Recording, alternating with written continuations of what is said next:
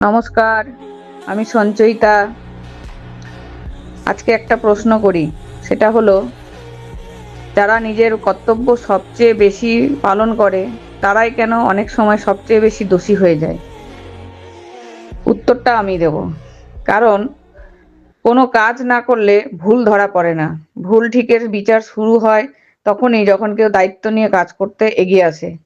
ধরুন, আপনি আপনার অসুস্থ মায়ের চিকিৎসার জন্য একজন ডাক্তারের কাছে নিয়ে গেলেন।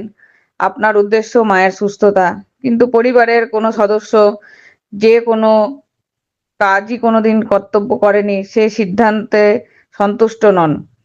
তখন শুরু হয় সমালোচনা, ডাক্তার ঠিক নয়, চিকিৎসা ঠিক নয়, আরো আরো অনেক কথা।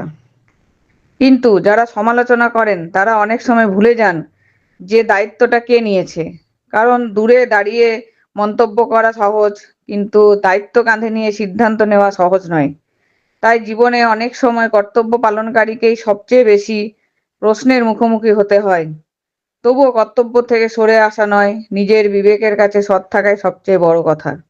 ভালো থাকবেন, সুস্থ থাকবেন, আমার সাথে থাকবেন।